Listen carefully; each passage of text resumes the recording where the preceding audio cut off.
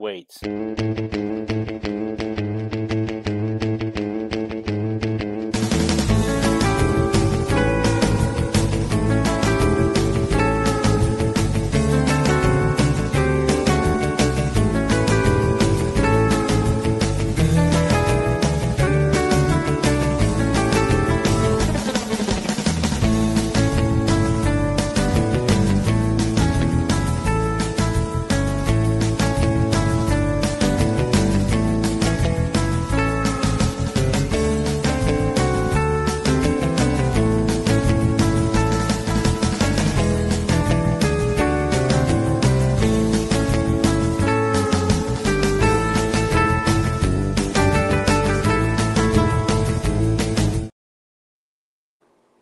All right, everybody, we are live.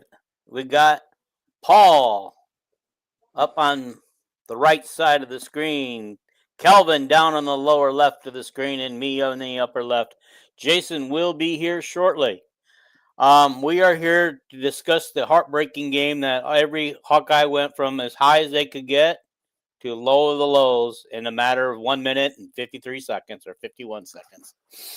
Okay, so Kelvin's going to do the news first, the news that we got. So we're going to start with that first. Kelvin, take it away. Okay, as you can see, I got my Swarm shirt on. Sport the Swarm, if you will. And anyway, I guess the biggest news over the weekend was the big quarterback who is, some have him rated up as high as the number 8 quarterback in the country now. And he's still rising, Traden Bissinger, who was committed to Boise State. And he decided on Saturday he wasn't waiting any longer. He visited last week, and he loves Tim Lester. He committed to Iowa. So that was great news. Had a bunch of recruits in, including a safety who's committed to Michigan State. The Michigan State coach might be in a little trouble, so he took a visit to Iowa, and Iowa offered him. We were supposed to have a very fast cornerback who runs like a 10-4 100-meter named Bill Mail, his last name. But bad news with him, he didn't visit, and he was committed to Oklahoma State, and their coach got fired. And he's from Texas. And anyway, all of a sudden, Texas jumped into offering him this week, and he's going to visit Iowa at a later date, maybe a couple weeks. Anyway, when Texas offers you, it's hard to turn down, So then the big tight end who reclassified Brewer, I think he's from Norwalk or something.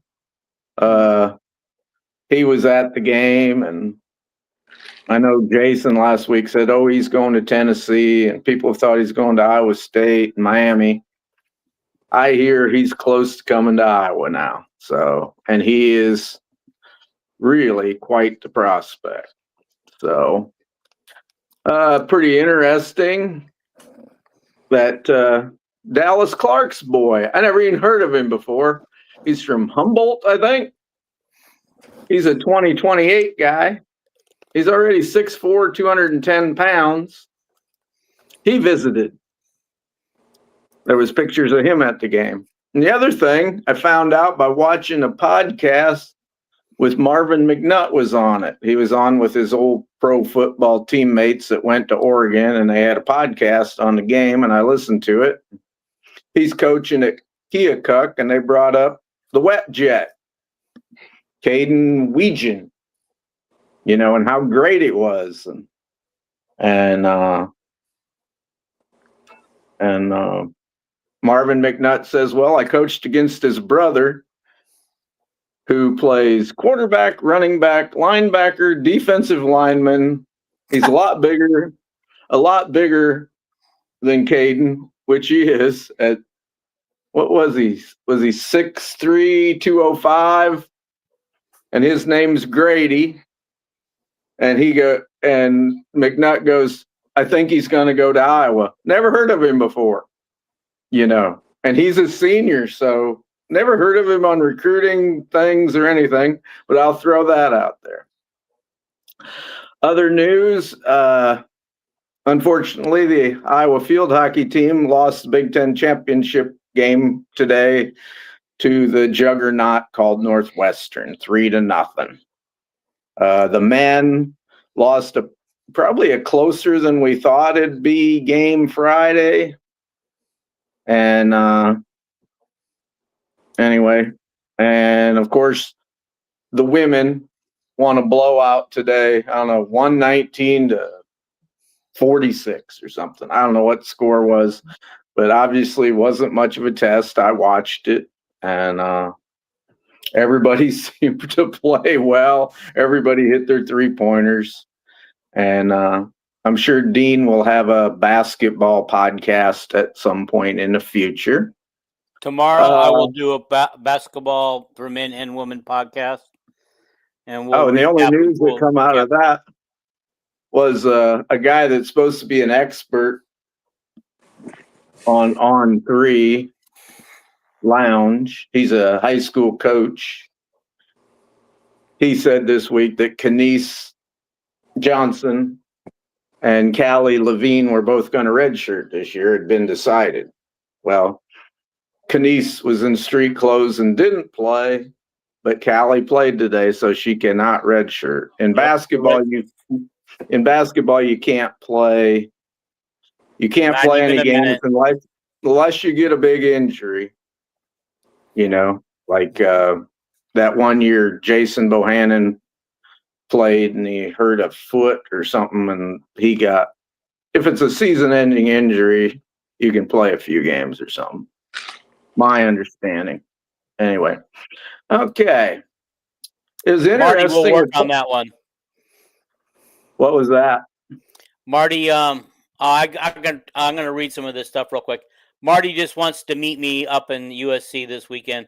Marty said, I don't know who this is supposed to be for when you've been talking about your recruiters. He said something about between Iowa and Miami and somebody from Norwalk. Yeah, that's Brewer, the big tight end, who was supposed to be a junior. Mm-hmm. He's the number 1 player, maybe in the state of Iowa, maybe 2. And he's a great tight end prospect. He blocks and he runs and he catches and everything. But and Iowa was supposed to finish like 5th or 6th with him, And anyway, he's changed. He reclassified to be a senior, and Iowa State's already given 2 tight end scholarships. Iowa hadn't given one, and we are in need of. It was Mr. Schwarm today commented that Iowa is sure looking good, contrary to some of the other people's opinions. And when Brad says something like that, you pretty much know that, there's probably, the swarms involved and all that shit. So, but anyway, all the other news real quickly to wrap it up. In the polls came out today in AP and in the coaches poll, Iowa really didn't fall that far. Iowa fell from 25th to 28th and from 26th or 7th to 29th. And in both computer rankings, Iowa didn't move. They're 17th and 18th in the country because computer rankings see that we played a great team, and it was a hell of a game, So okay, so we got to throw this out there because I listened to Dolph and Anger for part of the game because, like I said, I'm up in the mountains. Everything is spotty, so I'm trying to move around, trying to get the latest game updates. And Dolph said we were 25th ranked, the 25th ranked Iowa Hawkeyes. I thought once the playoff poll came out, that was the poll that everybody was using because I believe we're 20th in that poll. Well, we were. Dolph is always like Jim Zabel was, a very confused man. Jim Zabel, I'd have Ron Gonder on the radio and Jim Zabel on the radio and Iowa on the team, and you real quickly turned off Jim Zabel because he was way behind the play and he didn't call the right guy's name that had the ball. I And love it. I love it. Dolph is very similar, but anyway. Okay, so well, I wanted to say this with Jason present, so he's not present yet. Well, we can talk about something else. Did you watch the women today? I sat in the back seat of a car in a 4-hour drive home watching the game. I saw most of it on my little cell phone. Yeah. Iowa girls, they couldn't miss a 3-pointer. They out-rebounded them. I think it was 50-20. Woo. And they had many girls in double figures. Mm-hmm. See if I can pull that information up real quick. I mean, this is stuff I was going to say for tomorrow. Layla Hayes led the team with 20 points. Ava Hayden had like 17 and 14 rebounds. And Chit Chat was second on the team in scoring, I think. 17 points and 10 assists. And Chit Chat was just on fire. I mean. Anyway. Yeah, so Hannah Stokey had 13. Hayden had 14. McCabe had 12, I presume 4. But she had 4 assists too. That's cool. Feuerbach had 8 points and got them all late in the game, I believe. Before she left, I shouldn't say late in the game, late for her in the game because she left the game, I think, 5 minutes into the fourth quarter and then never returned. Rodriguez got 9 points. Chit Chat did get 16. Deal got 11, so that's probably one of her best games of the year. Hayes got 20, so yes, she did. She had quite a game, but she had more minutes than Hayden, I think. Nope, she did not. She was very, very productive in her minutes. Okay. Yeah. Hey, Dean, I have a suggestion. Yeah. If we are stalling for a little bit of time for Coach, why don't we go ahead and run our ad? Sure, we can do that. All right. I forgot one of my news things too. So. Okay, yeah, go ahead. Why don't you go ahead and do that? Well, I forgot about the other interview I seen this week, which I told Dean. He thought it was cool.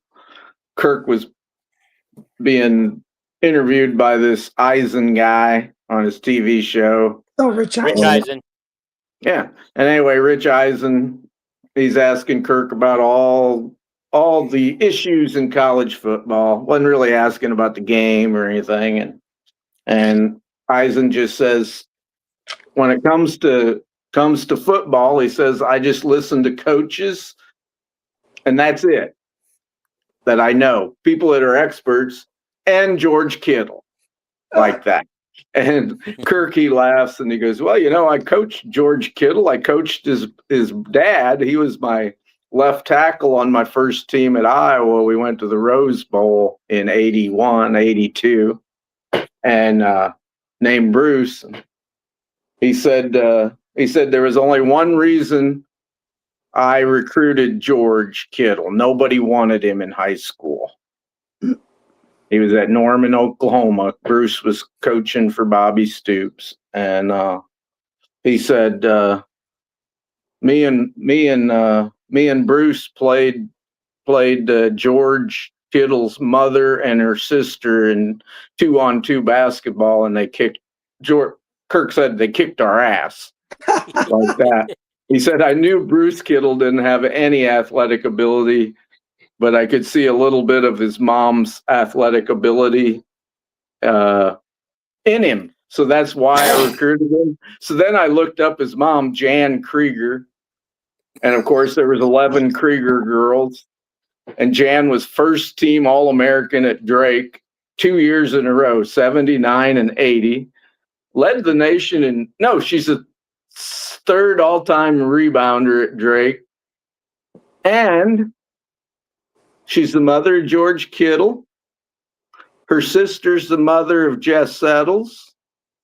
And her other sister is the mother of Henry Krieger Coble, the tight end who also played in the NFL for the Denver Broncos. That was off that same team with George that went 12-0. Those were the two tight ends. So I thought that was very interesting. Any more babies? What? Can they pop out any more babies? George is about to. He married the girl Claire off the Iowa basketball team, and they're going to have their first baby. But here we go. Yeah, and I know Settles has kids. I think he's got some girls. I think, but anyway, that's pretty much. And they're the Kriegers had 11 girls and no boys. Their dad, they kept having kids because he wanted a son. And anyway, dad was 6'4", and mom, who I believe this year turned 102, she's like 4'11". But I seen her daughter like some post I put up today about Ann Krieger, and she put up, I clicked on her Facebook, and she had a picture of her mother at 102, like in January. She turned 102. I had a picture of her on there and stuff. But Right. I thought that was interesting. No, Anyway. it very was interesting. I still got to find that podcast, and I also want to find the one on Kate Martin podcast where she talked about her coming back to Iowa for a 6th year. For $20,000. But while we're talking about shows and podcasts, who's the punter on College Game Day now? The excitable guy. Yeah, he has his own show every day. I kind of watch it. He punted for Boston College and the Indianapolis Colts, but I can't remember his name. They have some Iowa stuff on their set, including Iowa wrestling pennant. Well, weren't they there at game day there? One of his co-hosts is a big Iowa fan. He usually wears an Iowa shirt or an Iowa hat. Okay. Every day. He's got like 3 co-hosts that sit there. Yeah. But that's why the Iowa stuff is right there. I see. All right. Okay, let's go ahead and run this commercial. We'll be right back. Hopefully, Jason will do that. We'll be here, and if not, he's going to miss out on what I have to say.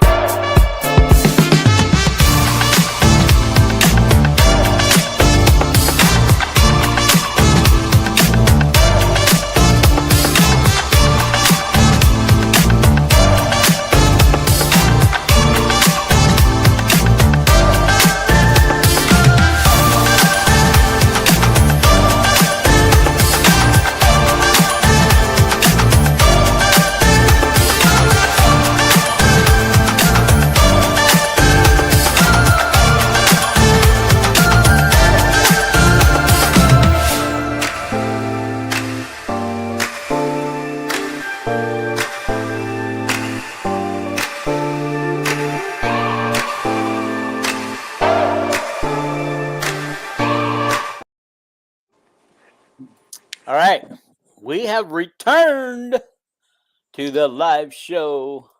Okay. Pretty exciting. Alrighty. Okay, so what I'm about to say is a little controversial. My 3 partners on this show do not agree with what I'm saying right now. They probably don't even understand it. They may laugh a little bit, but you got to let me finish, Paul, before you comment.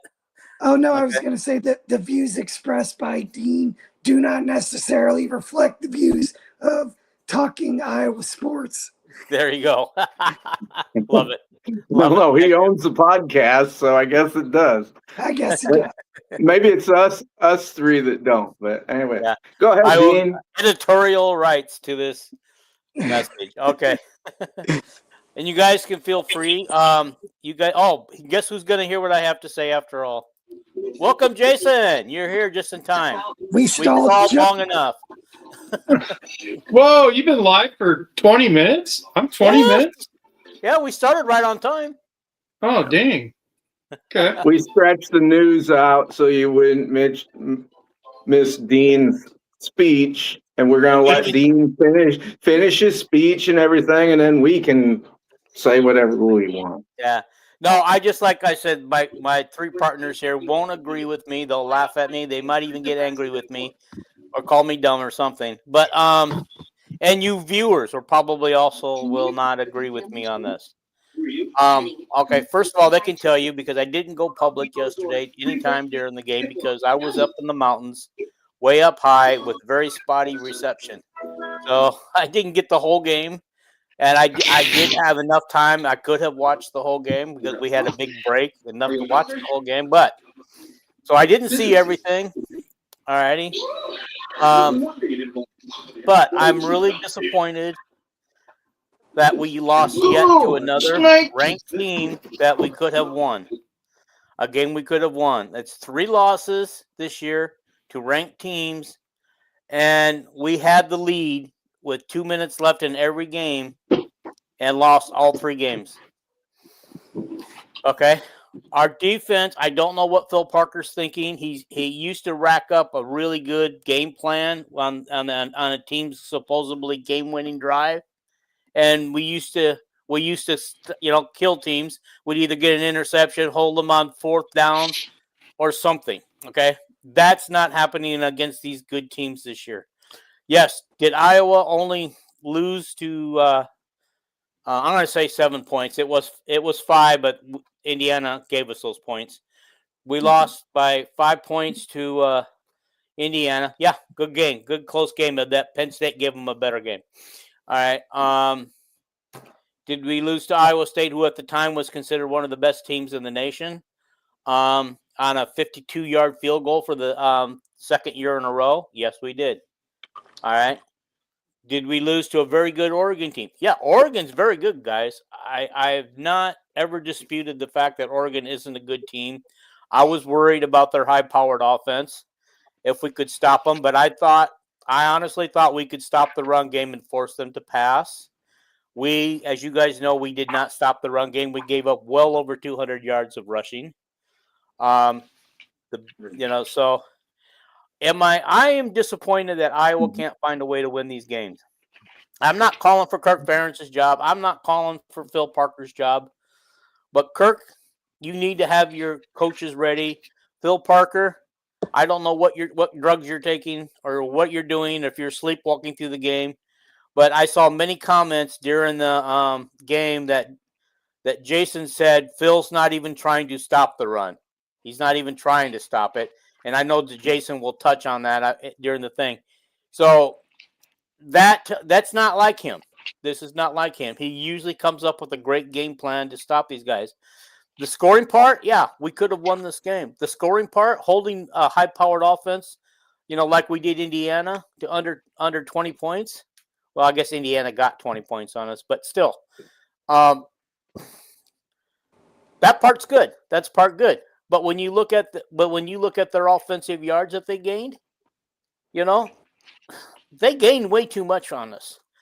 We didn't do near enough. 200 yards of total offense for Iowa? That's unacceptable. Unacceptable. Only 2 yards rushing per play? Unacceptable. Unacceptable.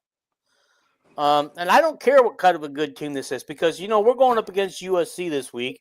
The only thing that makes me feel better about this USC game, because as of now, I don't see us winning because I don't think we can. Our offense isn't to the point yet where we can keep up with a team that can score the way USC can, who has one of the best passing attacks in the league and one of the highest scoring teams in the league. All right, okay, but the problem is they don't have much of a defense, and so maybe if our defense shows up this time and actually gets on an airplane to California, we can slow them down and we can score enough points to win. Okay. All right. I've said my piece. I'm going to let my cohorts tear me apart and rip me up because, that's what they like to do. And they love it when I get like this because they have fun with me.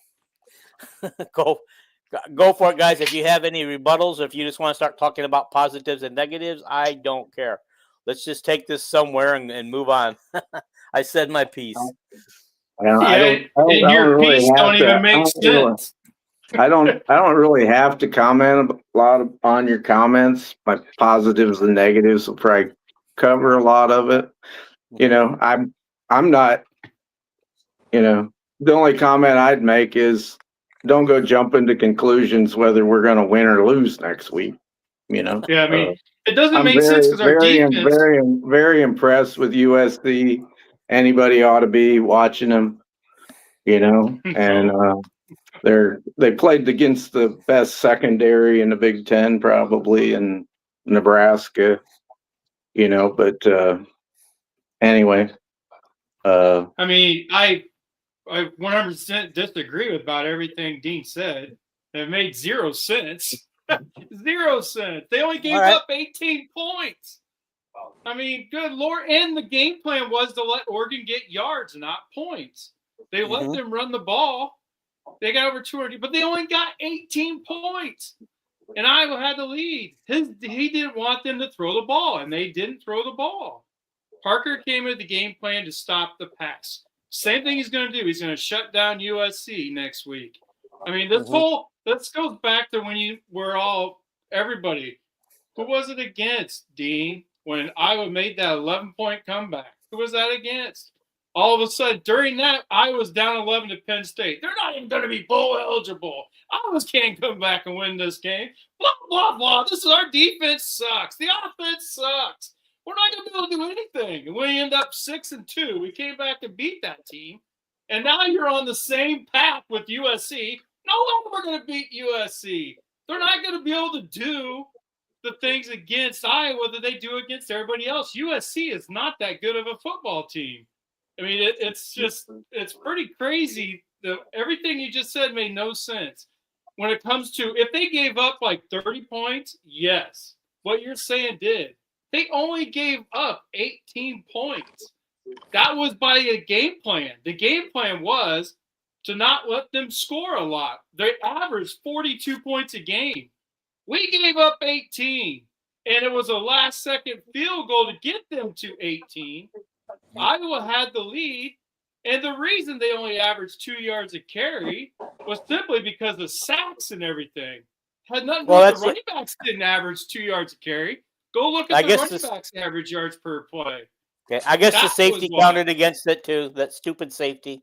Yes, all that. We had two sacks, and we had the safety. If you took that out, we averaged 3.4. I think Kakert said today. All the 3.4 yards per carries, but yeah, we had the running backs averaged more than that, though. All the running backs averaged more than that. Welcome back, Brian Suter. And without a bad snap, Iowa had 140 yards rushing. Okay. I mean, yeah, go into everything. When you're talking about a team who Parker game planned because he thought they had all the receivers and everything. So the game plan was, it did make me mad during the game. He did at least adjust. He still kept 6 guys in the box. He did. However, he still held them. How many field goals did they get? 4? Their 3. field goal kicker. 3, I think. I thought they only scored 1 touchdown. Maybe they only scored 1 touchdown. Everything else was on field goals. Yeah. So, and the safety. In the safety, yeah. So I think they had 3 field goals. There you go, guys. The safety cost us the game. Yeah. And that's on the long snapper. That's not on Phil Parker. That's not on Kirk. That's not on. It's just a freaking 18 to 22-year-old kid made a mistake twice in a row. Well, isn't our long snapper like a 22-year-old kid who's like a 4th-year person? I don't know who the long snapper is. I think we should. I think Dean, you ought to go lynch him. You get so mad about stuff. I'm glad you calmed down because boy, you were sounding much more belligerent yesterday. But long snapping has been a problem all year. Kids make mistakes, and when you're in a great game like this, a tight game, You can throw Weegan. You can throw Weegan under the bus if you want to, but I would. Yeah, I don't think. I don't think you. I don't think you will. Mhm. You know, but any little mistake tips the scale of the game one way or t'other. The 2-point catch. The bad snap. Weegan's fumble. They're just any little thing you can pick. That miraculous completion they had at the end of the game over Hall's shoulder pad. Yeah, I don't think Weegan. To me, that did not look like a actual fumble, but he fumbled the damn. He fumbled the damn ball. It looked like he was laying on the ground when that ball popped between his legs. No, it popped. No, he was in midair. He was no part of him was on the ground, and you can't even blame him on the fumble. The guy's helmet hit the ball from the side. Anybody can hang on to that. Anybody can hang on to that's a better man than me. Then the ball went down, and people said, "Well, how come Weegan was on the ground and it's between his legs? How come he didn't reach down and wrestle away from the guy who tackled him?" Well, the guy untackled him. The guy on. It's impossible to reach down between your legs with any power and out wrestle a guy for the ball that has all his body weight going against you. That's physically impossible.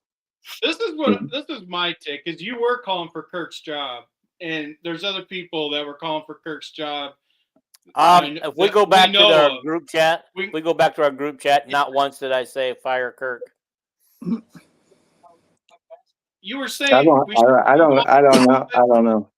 The other on the other chat, Dean, there was a couple of you that were saying that, and he said it today. One of the people in that chat. I think you got me confused with the Hawkaholic guys.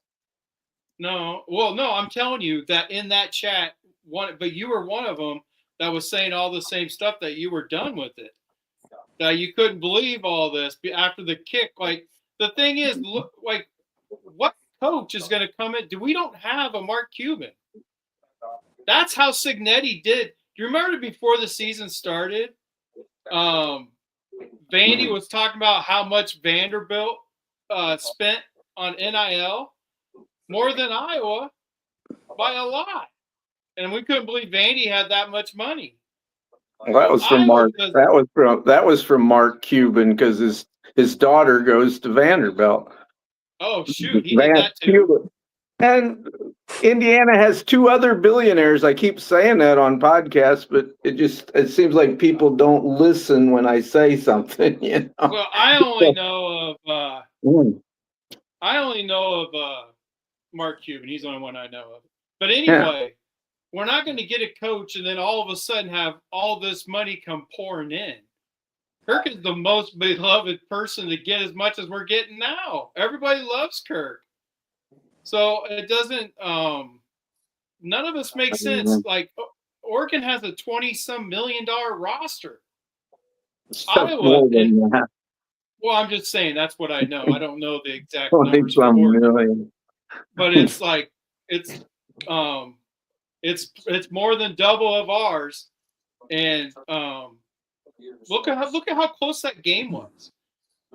I mean, a bunch of 4 and 5 stars played against a 5-star and a bunch of 4 stars and 3 stars.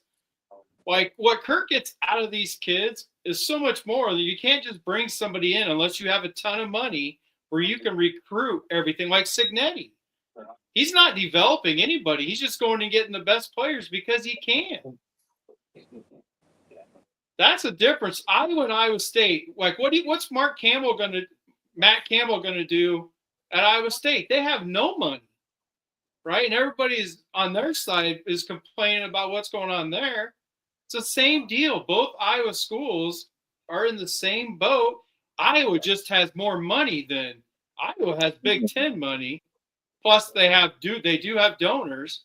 We got a bunch of truck stops, but we don't have Mark Cuban money. The difference between us and Oregon or Alabama or Ohio State, Penn State is, Kirk develops he develops his team, and yeah, his starters are damn good. But Yeah. he don't have layers of 4 and 5 stars on second and third team. You know, Oregon's missing their All-American tight end and their All-American wide receiver, yesterday, and hell, they didn't miss them. Let's put another guy that runs a 4.340 in there. We don't have guys that run 4.340s, period, end of sentence. But anyway, I think Okay, I don't find a whole lot. I don't find a whole lot wrong with how you termed what you said today, Dean. So, just for the record, I went through both of the group chats, Jason, that you were both in. I never even once mentioned coaching. Not Okay. once. Okay. And all I So- read yesterday was you said, "I'm done." It's like, you're done. It's like, I'm done. I just can't Yeah. support them anymore and all this stuff. And I Well, thought, no, what? No. That was a- I read through that that was too. a I gr- never that- said I can't support them. Well, I Go don't back know and what you read said. everything I wrote Dean? yesterday. You Nothing, you said, what was I'm, your nothing point, like that's Dean? in there. you What just, did you say, Dean? Nothing makes any sense. you can So read you're what saying you, were you just can read what you said happy-go-lucky? anymore. I'm just thinking, good God, I thought we played. Just go back and read it. Just go back and read it, guys. I didn't say some of the things you're saying. We played it. We played. I thought we played a hell of a game. It was a hell of a game, and I just thought, Dean, what did you you've say calmed then? down since then. But Yeah, Dean, what did you say then? Like, none of this makes sense. I was just You act like you were just cheering. Like no, oh, yeah, no. All my comments were about the mistakes that we made in the game and losing 3 games losing 3 games to ranked teams, and we're still winless against ranked teams. And go back and read it. It's right there. No, I know. I'm doesn't just matter. saying, it was so insane. Kelvin said, "I hope we see this Dean on the podcast." Yeah, Dean was but so happy with everything. you calmed down. That's why I said I don't find anything particularly wrong with what you said tonight. So Basically, I said the same thing yesterday. I just said it in more of an angry tone. Paul, chime in here, buddy. You had some good thoughts on that group thread yesterday after the game. Yet, I'd like to hear some of what you got to say because we've kind of aced you out of here. Well, Paul's I mean, here's the thing. If I'm not mistaken, Iowa's last 5 losses are by a combined 16 points. It's been that close. And I mean, that's the difference between a really good program, which Iowa is, or a top 25 program, and a top 5 or 10 program, which is who we just lost to. And it is frustrating, right? But look, we don't have top 5 or 10 talent on paper. Now, that doesn't mean our guys don't play above their high school star rankings. It doesn't mean we don't coach the shit out of those guys. But at the end of the day, we are probably one elite athlete away. That was kind of the difference in the game. Is we have a bunch of good players. We have a bunch of guys who are going to play on Sunday. They have guys who are going to play on Sundays and go to Hawaii at the end of the year, or Orlando, or wherever they do it now. The new way now, yeah. So, look, I mean, what Kirk is getting out of the guys that we can reasonably obtain, and that's what people have to understand too, is getting guys to Eugene, Oregon may not be easier than getting them to Iowa City unless you have Phil Knight Nike money. And Iowa does not have that. And they're never going to have. It does not matter, if Kirk retired tomorrow and Iowa brought in Urban Meyer and who was the coach at Alabama? Nick Saban. Nick Saban. You know, the money situation doesn't change. And I don't know that there's a staff that it can get out of what Kirk and his staff gets out of the level of talent that we can reasonably hope to have.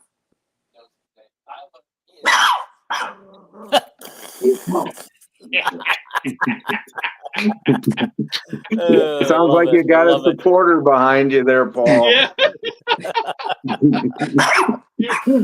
I think your All right, I want to read. Can I read Mike's comment real quick? Than you are. So let me read Mike's comment real quick. I don't know how someone can come out of this season blaming Kirk. We're a block kick and a bad snap away from being 9-1, which he corrected to 8-1. Yeah, I did kind of blame Kirk at the beginning of my rant tonight. But I didn't call for his job. But I usually you blame the head coach no matter what happens on the team. He didn't snap the ball. He didn't fumble the ball. So yeah, but we are very fortunate in one thing. Because when I watched that refilm, it looked like our punter rolled the ball into the end zone before he fell on it.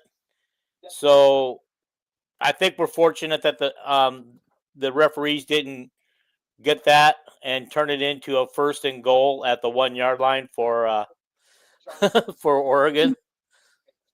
So it only cost us 2 instead of a possible 7. Yeah, I don't know who made the comment because I can't see him, but actually I was like 3 plays away from being undefeated, not with 1 loss. I mean, in the Iowa State game, all you got to do is take out, Wegian slipped. That gave Iowa State 7 points, or the double tip pass. Take one of them plays out of there, and Iowa wins. Indiana, 1 play could be the screen pass that was thrown badly by a backup quarterback, or you could just say, well, Gronowski got hurt. Yeah. And then yesterday, hell, you can pick about 10 1 plays. You go ahead, go pick them. I don't care what you pick, but it's like, anyway. But yeah, so, I mean, Mike's absolutely right. I just wanted to say that I wasn't actually blaming Kirk for the losses. It's just that, the head coach has to take the brunt of it when things like that happen. But he also gets the glory and the credit when the good things happen too. So yeah, I've seen the list of the 12 straight ranked games we've lost. Mm-hmm. Iowa was, other than the Iowa State games, which even in some of them we were the underdog. In about 10 of those 12 games, we were massive underdogs. Yeah. Playing the 3rd ranked team in the country, the number 1 ranked team in the country, the number 5 ranked team in the country. It's just like, well, we expect Kirk to be like David against Goliath sometimes. And well, I just feel like we got to get that kind of mojo back that we used to have against ranked teams. I don't know. We're the 11th stadium to die. They used to die. We're the 11th winningest team over the last 11 years. I don't know what you expect. That's not the 11th winningest team in our conference. Mm-hmm. Right. That's our 11th winningest team in the nation. Yeah. And the problem is in the Big Ten, we're only like 2 games behind Penn State of being the 3rd winningest team in the Big Ten in those. Yeah. In that. But here's the problem: we're ahead of teams in that you're talking about, of like Penn State, Tennessee, and stuff like that, and yet we lose to them. I think we're even ahead of Michigan in that category, because unless Michigan caught and passed us because of that wonderful 3-year run they had. Yeah. 3 years ain't going to catch beat those teams, though. We also beat those teams. Yeah. Well, before. I mean, I'm just talking about since we had that when we beat Iowa State, Indiana, and Penn State in 2021 when they were all ranked higher than us, and we beat all three of them. Granted, all three teams went on to have pretty bad seasons, but And to me, Penn State still looks like a top 15 team. I don't care what their record is. well, they darn near beat Indiana yesterday. They took a miracle. See all the NFL talent they have in there, and then they go, poor Penn State. They got to use their backup quarterback who's a 4-star. Isn't that awful? I feel bad for the poor people who spent $35 million on their team last year. Okay. Yeah. Guys, I got a question for you. I saw something today that somebody's bowl projection came out, and somebody may have shared it. I think it might have been one of the Hawkaholics that shared it. That bowl projection for Iowa in the Reliquest Bowl, which I believe is the former Outback Bowl, the favorite bowl of Iowa Hawkeyes. Yes. And the only bowl that we seem to go to 90% of the time. And it's not very easy to make it into that bowl. No, you got to be up near the top of the Big Ten to get an invite to the Reliquest Bowl. Well, I believe after the championship bowl games, I believe it's the number 1 bowl or number 2. I can't remember. Isn't it just awful? Yeah. But anyway. But I just get tired of playing Florida. I remember when you used to celebrate when we went to the Holiday Bowl with Hayden. Yeah. No, hey. With listen, a 7-5 record. Let me finish my question, okay? Okay, so they're pairing us up against Tennessee. What do you guys think of Tennessee if that were to happen? Because Iowa would pretty much have to win out for that to happen. I don't know. Okay. I mean, is Tennessee? We got throttled by Tennessee's backups the last time we played Tennessee. That's not this team, though. This is a different Iowa team. That team didn't have an offense. But did you not see Gronowski led us down? When's the last time we had an offense? Lead us down the field to take the lead for a touchdown with a minute and a half left. 93 yards. Yeah, 93 yards. When's the last time Iowa had a 93-yard drive to take the lead with a touchdown with a minute and a half left? Like, this is a different team. 2 long passes in there. Yes, and 2 long passes. Name the last time. The last time, I think we've already discussed this 100 times this year. Yeah. Was Heavy D. Heavy D against Northwestern was the last quarterback to do it. No, and I Gronowski's appreciate done that a few times. I appreciate what Gronowski's doing, and I'll appreciate it even more if he leads us to the 3 wins to finish the season plus a bowl game. Yeah, the thing is why can't he does a great job of leading them down on our final drive of the game where we have a chance to win the game and we take the lead.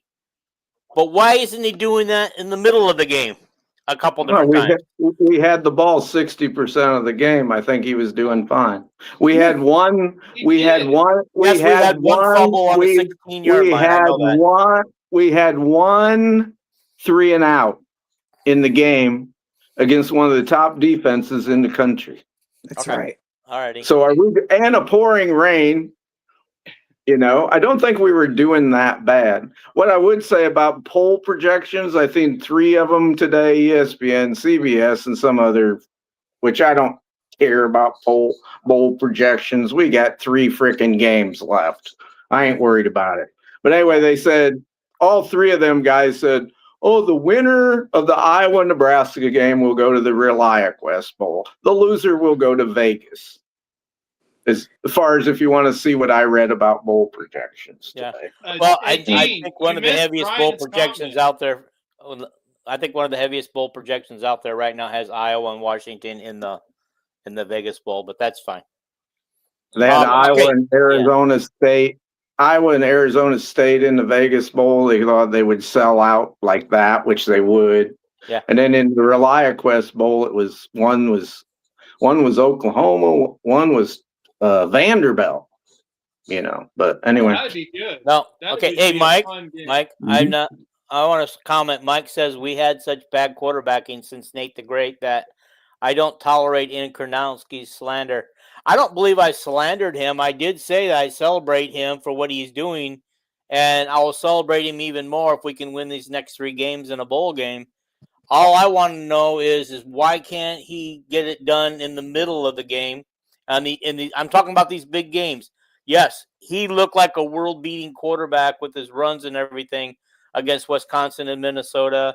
Did a great job with Penn State, but against Iowa State, Indiana, and Oregon, we weren't able to move the ball into scoring position. It might have been a different game had Weegen had not fumbled the ball at the 16-yard line. Mm-hmm. Our walk on who was going against Brian's comment, Dean. our walk on fumbled who was going against 5 stars. And by the way, there's one thing I want to get straight. I read on the internet, on all these sites and on podcasts, all this bullshit about Gronowski getting $2 million. Where the hell people get that? Did they dream it up or what? Because the media is saying it. Well, I don't know who the hell said it, but they're wrong. You know, he's over $1 million, under $1.5 million. I can tell you that. Okay. You know, I know. I'm pretty sure Chad Lysicle's part of the media saying it, but either Dockerman might be saying it with him. Well, I don't know. I can't say for Chad Lystico right now is having a beer with the offensive coordinator at Iowa named Terry Johns. So. Yep. There you go. I love it. I mean, I love it. I love that comeback. That was the best one yet. Dean, you skipped Brian's comment. Did I miss Brian? Let's go back. Which one? Brian Suter. Yeah, but I mean, no. Which comment did I miss? I clicked them all on there. Is that the Fire Beth guy? It's the one elite, not that one. The one just right before all these. Oh, one where he said one elite snapper away. Yeah. If we had, that's the best. That's the best comment. Like, if you're talking about the Oregon game, I mean, without that, they would have went to overtime. And look at, they could not. Yeah. Yeah, go ahead, Jason. I was just going to say what you're Gronowski does it all game long. Like, I don't know what you're saying, because there is a whole other team. Like, Gronowski is completing 65% of his passes. When's the last time we had a quarterback do that? And that goes with all the drops that Gronowski's. You know, he's throwing balls that hit receivers right in the hands and they drop it. I'd like to say something. I'm sorry, Paul. Gronowski, how come he didn't play great the whole game? Well, Oregon better fire their quarterback that they're paying a lot of money to, because he only showed up like at the end of the game. Dante Moore did. He showed up when they needed it, Paul. That he was worth the money. Yeah, so did Gronowski. So did Gronowski. Yes, he did. Dante Moore did nothing in the game until the last quarter. Okay. Nothing. Gronowski had a kind of a poor first quarter, but after that, he was good. Go ahead, Paul. All right. We have some guys we can make an argument for. But in the starting 22, 11 on offense, 11 on, who would clearly start at Oregon from Iowa? Just the offensive line. No, I'm not. No. Well, and that's not clear. We can make an argument for some guys, but who would clearly be an upgrade in Iowa's starting 22 over what Oregon puts out? I'm trying to think of one. Weegen as a punt returner. Oh, okay. A walk-on. That's all you need to say, right? Like, man, it mano y mano across the board, they are even or better at probably 22 positions. That's exactly right.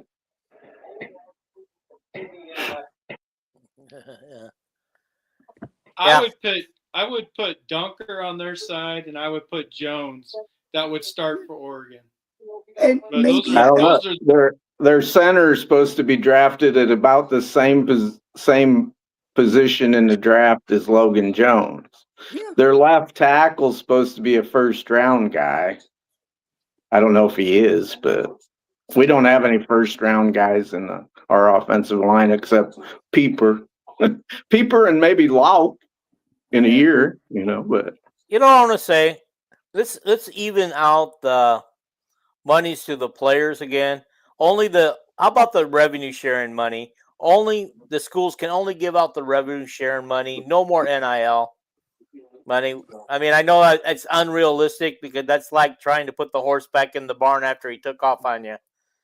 But but with that would kind of even the playing field again, because right now, the Oregons and even Indiana now and are just running away with it because of their money. ain't gonna be done. Ohio State, I don't know if they've got somebody funding them, but they sure do turn out a decent team every year.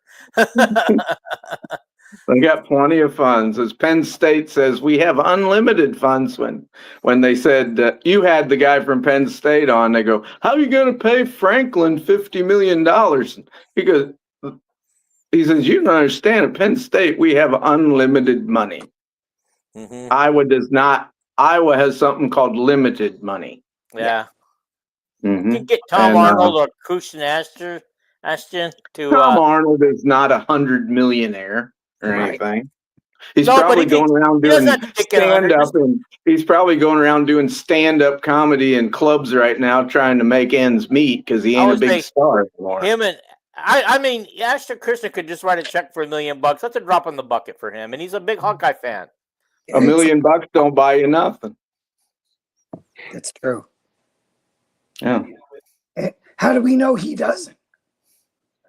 Yeah, we don't know. He might. I mean, we have truck stop money, and then we have sprinkled in money after that. I'll be right back, fellas. Okay. By the way, I wanted to bring up something before I forgot. The 2-point conversion thing where, boy, that was almost a catch. I wanted to point out, if you watch the replay, the Oregon defensive back takes his towel, rips his towel out of his belt because he's 5 yards behind Moulton and throws it in Moulton's face as he's trying to catch the ball. Did anybody see that? No, but apparently the refs didn't. A white towel. Go look at the replay. And that's got to be a penalty. Okay, so again, let me ask you guys this question. Why we have not been successful throwing a 2-point pass all year? Why don't we go to the run game? Do the little tush push. We did on 4th down and scored a touchdown. But yeah, I don't know why. I was praying for that, Dean. I was praying for that call, and then we do a stupid call, and no receiver was open. It was just we got lucky. And why did Moulton jump like he was doing the long jump? He had his feet go like this. His body was 2 yards from being out of bounds. But he did a jump, and his legs went flinging like he was doing the long jump. Maybe it's because he had the rag in his face and he couldn't see. Why would your leg do that, though? It's just weird. I think he did. I think it was, I think the ball was tipped and like, where the hell's the ball at? Yeah. And you're in shock. Your body don't react when you're not programmed to do what you were supposed to do on that play, maybe. But anyway, hell, if Kirk would have ran, Kirk don't call no play on 2-point conversions. But anyway, if Tim Lester would have ran the ball on there on the 2-point and we'd have got brick walled, boy, you guys would have been like complaining, why the hell did we run the ball? That's just the way fans are. Yeah. I wouldn't complain about running it. It's like our 58-yard field goal in cold weather, no wind behind him, driving rain, was harder to make than the 66-yarder against Penn State with warmer weather, a wind behind them, and yet the Penn State one got blocked and miraculously scored for a touchdown, and we want to hang Kirk, And the 58-yarder, are we mad at Kirk because he tried it? against No, because at that Oregon? point we were 8 two points different down. situations. Yeah. Do you Yeah, understand the it's- difference between right at the end of the first half, you already have the lead, no reason to do it, and then a 58-yarder where you had no reason but to kick it? Like, Yeah, because two you were 8 completely points different down. situations. You're in the fourth quarter. You're 8 points down. You got to do Yeah. something. You Yeah, I had no choice. problem with that attempt, and I actually felt like I felt confident that he was going to make it anyway, despite all the weather. Well, He just barely did. Interview? That's what Did they you see said. the- I mean, that's what Dolph said. He said it barely cleared the crossbar. Barely cleared the ball. But did you see the interview with Drew? No, what did They he say? interviewed him this week, and he said that coaches see me kick 70-yarders in practice. Yeah. So he was going to let me try. So it was just like good faith. Kirk was just wanting something good for Stevens to give him a shot. They've seen him kick it that far, which is why Kirk is letting him even try it. Yeah. It just happened that the 66-yarder got blocked because, if I remember right, somebody came up. Somebody middle. didn't block. Yeah, somebody didn't block. It was blocking. It goes in again that our biggest problem on our team this year on a consistent basis has been special team. I don't know if any of you guys are calling for LeVar's hide. I'm not, but I mean, we've had one good special teams game all year. But Well, also you got to put Weegan as part of the special team, so I wouldn't say that they played a bad game all year. Yeah. well, he had a terrible one against Iowa State. Yes, he did, but everybody on the team was pretty much terrible against Iowa State. Yeah, because I don't know how the hell we about beat him then. But. he because he wasn't part of the game plan. Look what happened after that. He got his way. All of a He's sudden, always on special teams. He's always been the biggest part of the game plan. So Yeah, but he we're wants talking to about be on the game. offense He wants too. to be on offense. Jesus. Yeah. Calvin. Yeah, I know this that, is but what Jason and I are. we were Jason talking and I about are in agreement here. we're talking about special teams, and Dean said, then "Well, you bring up- Wetchen's been good," and I Weegan. go, "Well, He only Wet had Jet, one bad play. and then I go, he had 3 bad plays in the Iowa State game, 2 of them on special teams, including the opening kickoff of the game, which you missed. So Yes. He only had one bad play against Iowa State. The opening kickoff there was 3 not, of them. No, he didn't. But anyway. You don't think the personal foul on the opening kickoff that put us back 15 yards, you didn't call that a bad play? I don't think he did a lot wrong to get the penalty. It was just a penalty that happened. I wouldn't say that was something bad. That Wedgen was angry because he was not a part of the game. And then you the could punch, say he was. Kelvin, let me finish. Kelvin, let me finish. Mm-hmm. You could say he was immature, but he knew he was one of the best players on offense, and he wasn't involved at all against Iowa State. And he ended up getting his way because coaches saw, guess what? He is one of the most important pieces on offense as well, even if they don't give him the ball. Like that was against Iowa State. He wasn't. We didn't use him on offense hardly at all. Except he slipped and fell down for an interception. But that's not part of my special teams point. The other bad play on special teams was where he went back there and picked up that punt and ran backwards to the 4-yard line. That was the other bad play on special teams in the Iowa State game. So yeah, right. Okay, his guys. third bad play was not on special teams. It was not wearing the right shoes, falling down, picked off, gave Iowa State 7 points. Okay, guys. And don't shake your head no. Don't shake your head no, because that's what happened. He fell down and Cooper picked it off. Okay. Yes, all right. Guys, he fell. Wait a minute. Receiver slipped. Yeah. That's Talk to me here. play. Can you guys hear me? Can you hear me? Yeah. Yes. Okay. Mike wrote the opening kickoff penalty was a ticky-tack call. What opening Iowa State. Was that from yesterday's game or is that from No. The Iowa State game where Wedgen head butted the guy. Okay, alrighty. You call because that like I said, I didn't see the whole game and I didn't watch the whole game. So that's the reason why I'm not participating much except for, No, he's pushing talking you guys about what with Kelvin questions was and talking comments. Score to Okay. TD doing the same thing against UMass. Okay. Alrighty. Any comments? On On what? Anything?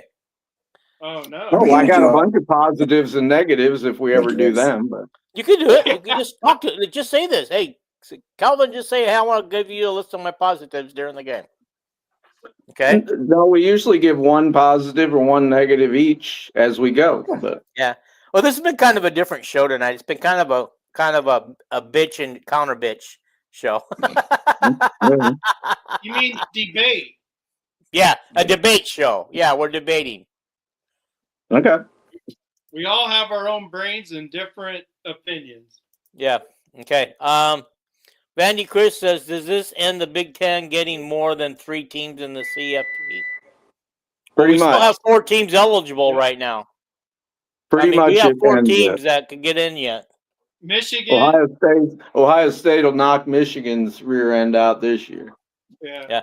But right now we got Ohio State, Michigan, USC, and Iowa's going to knock USC. mhm. I mean, this is what I wanted to talk about. Yeah, Indiana. So you got Indiana, Ohio I was State. trying to think of the 4th team. How can I forget Indiana, the first place team in the Big Ten? But remember, where did you pick Iowa to be? That's what I wanted to ask you, Dean. So I picked them around between 7th and 8th. I can't remember. I need to go back and I find got my it paperwork. right here. Okay. You talking about Iowa? Yeah. Yeah, Iowa. Dean had them 7th. I had them tied for 4th with Illinois and Washington. Paul had Iowa in 7th. Jason had Iowa in 4th. Vandy had Iowa in 13th. I got them right. I got them right here so we can check them when the season's over. Yeah. Dean, good job. So right there, Dean. That should tell you they're better than what you thought they were going to be, regardless. Yeah, we're tied for 4th. We're tied for 5th place with Minnesota currently. They're tied, but we're ahead of them. We're ahead of Minnesota for 4th because we technically in the standings we're tied, but we own the tiebreaker for 5th. Yeah, place, we own the tiebreaker. There's a bunch of teams like Oregon's still got to play USC and Washington. USC's still got to play us and Oregon. No, right. But that's not what. Right. But Dean, I thought they were tied for 4th. Who else? No, that was last week. Now that we lost a game, we're now tied for 5th. No, last week we were tied for 3rd. So, but I thought because I thought all the teams had 2 Big Ten losses. And hang on. I know we're tied at Minnesota. I looked at the standings today. I think it was for 4th or 5th. I don't know which, but and then second, obviously Michigan, Oregon. Yeah. All right, I'm going to give it to you straight right here. Yeah, we're in 5th because those 4 are ahead of us. Yeah, here we go. We're actually tied for 6th. Indiana 1st, Ohio State, USC, Oregon, and Michigan all ahead of us. USC, Oregon, and Michigan at 5-1. Iowa and Minnesota at 4-2. Nebraska at 4-3. Washington 3-3. Northwestern 3-3. Illinois 3-3. UCLA 3-3. And the rest of them I don't care about. Yeah. I just care about and he's Iowa. giving credit where credit's due. Guys, he's on the show. He just admitted he's wrong. But no, most people did not think they were going to be bad, Vandy. You did. Most people did not. Preseason, Iowa was picked in the top half of the Big Ten. No, what he's saying. By almost Jason, everybody. What he's saying that Iowa has been what most people thought they would be, like an 8-4 type team.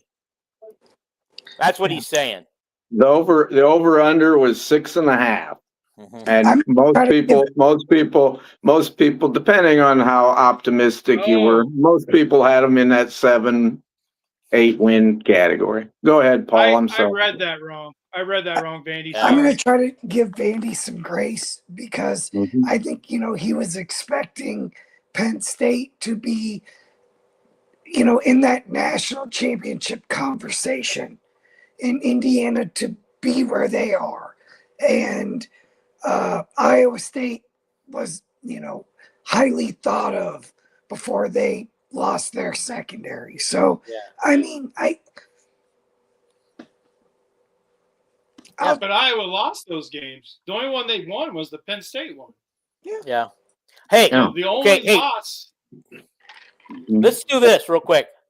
Okay, Indiana's tied for first place technically, undefeated with Ohio State. Kelvin, will you go back and look at your sheets and see where we had Indiana listed?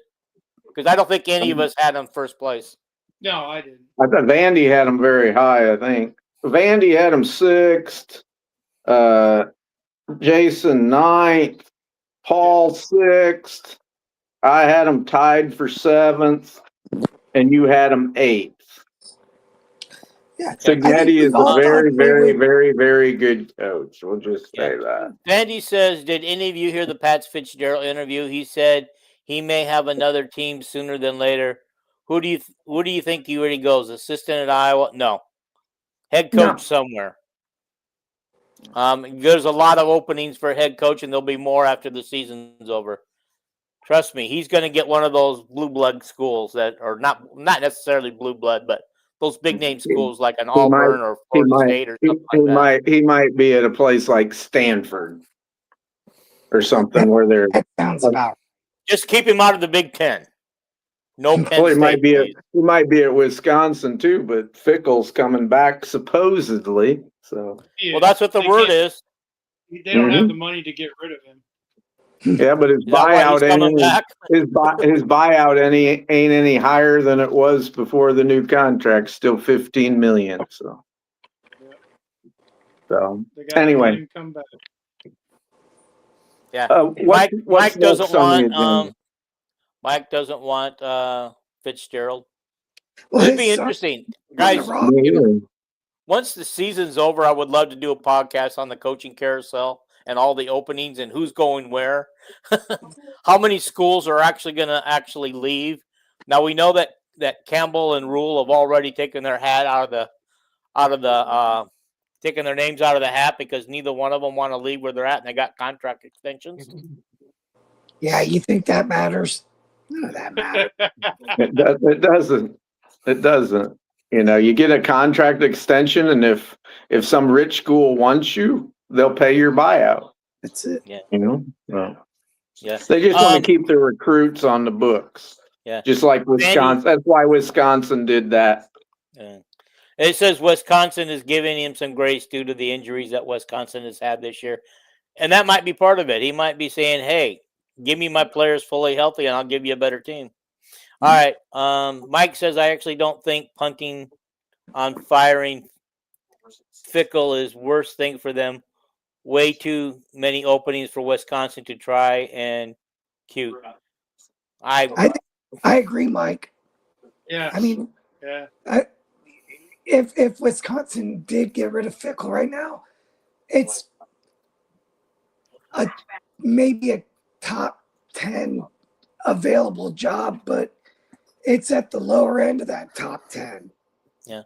Well, here's another thing too about it. Think about this, okay? All these big name schools have fired coaches. Who are they going to hire? Because are they going to hire guys that have been fired from other schools? Exactly. Who's out there to hire? Is there another Signetti out there in the wings waiting somewhere? Well, but there's 2 guys that are going to get jobs very soon, and they're very younger. Signetti's offensive coordinator and his defensive coordinator. They're young. They're brilliant. Signetti doesn't call any of the plays. The offensive coordinator told him to get the hell away from him when he's on the sidelines. That's why Signetti walks 30 yards away. And by the way, do you think Lester does that to Kirk? hey, Jason, what's the name of the guy? What's the name of the guy that originated our Iowa offense from the Denver Broncos tree? Shanahan.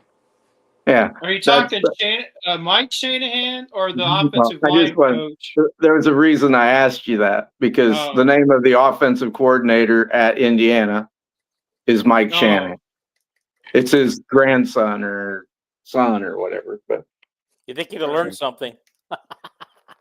yeah, I go around investigating, like who's the young assistant coaches that might come to Iowa, when Kirk's gone in 5 years, and I thought, I wonder who's on Cignetti's staff this week. So this offensive coordinator and defensive coordinator have been with him for quite some time, and they're like 38 years old. It's like, what? And then his name's Shanahan? What the hell?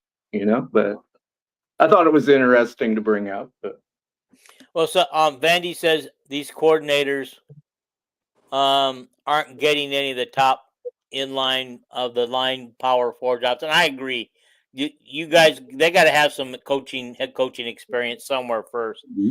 Those guys are going to drop to lower teams first and prove themselves. I bet the offensive court. I bet Mr. Hartline at Ohio State gets one as soon as the season's over. Yeah, and he goes, I suspect a guy like Billy Napier ends up in the FCS at his alma mater, Furman. And the guy that was a passing coordinator at LSU when Burrow was there, Mr. Brady, who's like an assistant coach for the Buffalo Bills. Yeah. Everybody says he's either going to Penn State or LSU. Well, those are pretty high elite jobs, in my opinion, and he's never been a head coach. Yeah. Okay, Mike says Alex Golish and Ryan Silverfield are the biggest names in this cycle. They'll dictate everything this winter. I've not heard of them. I'm embarrassed to say I don't know who they are. Golich is at Georgia Tech, ain't he, or not? No, he's at South Florida. Oh, there you go.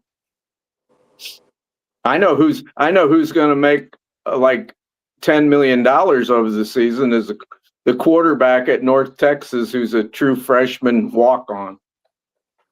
I don't know. I've got Coach Hackwell at the top of my list.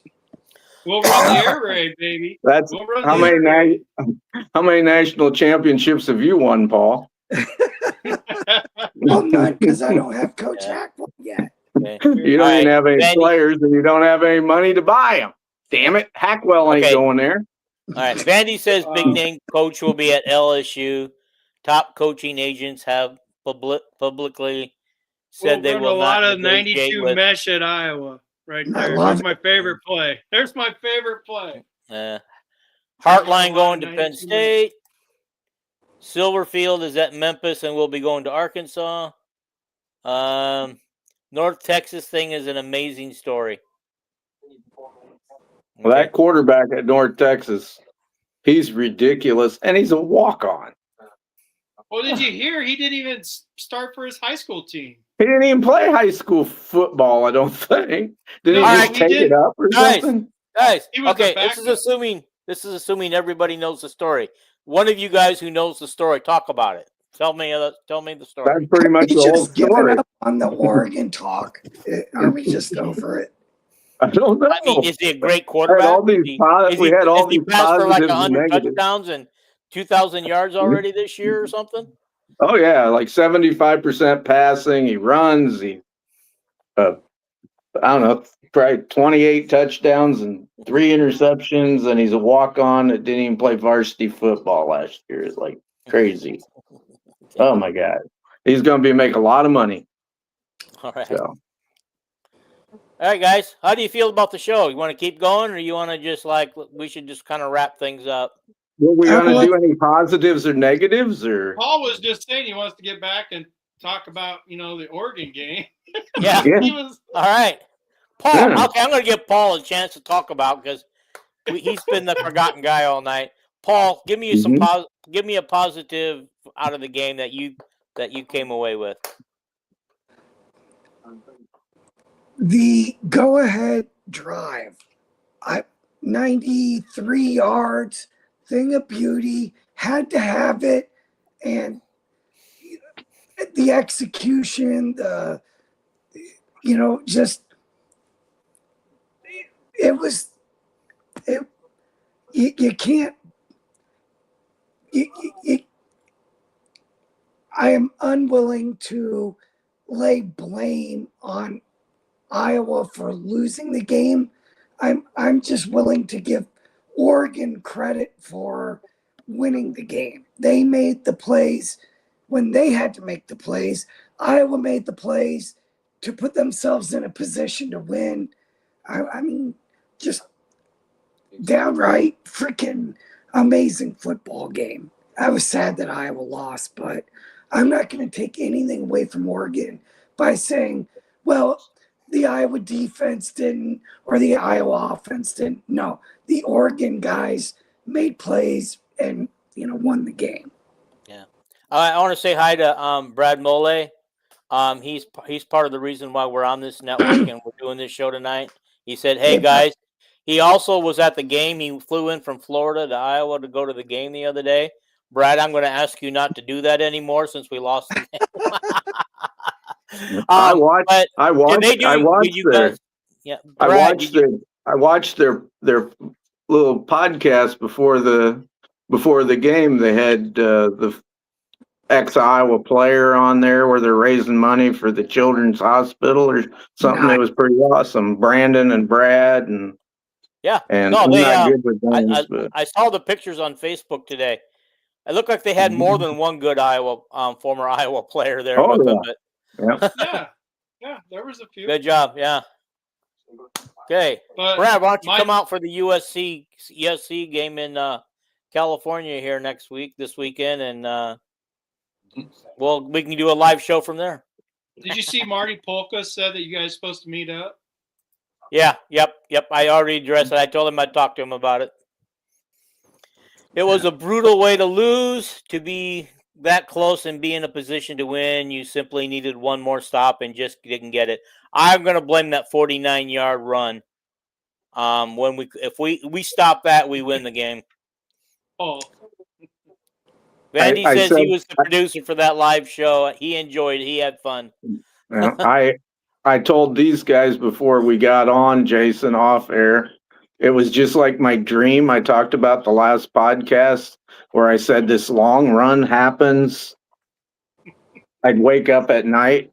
I ain't kidding you. And this long run happens to beat us. And that's exactly what happened. It was like Brad Banks revisited against Purdue. If Banks doesn't take off on that 42-yard run against Purdue, we don't win. Long snapper, you missed Brian. You missed Brian, Brad.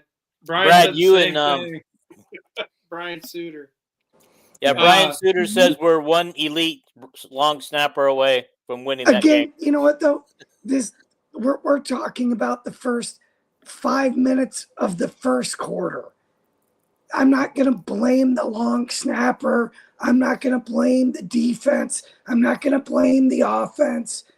Look, sometimes you got to tip your cap and just say, you know what? Those guys made game-winning plays, and they did. Yeah. I do want to piggyback off of what Paul's positive is Gronowski is just a winner. Yeah. That's what it comes down to. He's just a winner. And his everything just gets better at the end of a game for Gronowski. He's just one of those quarterbacks that plays better when the game's on the line. I thought Paul hit so many of my positives in his statement. I said my positives were a great game.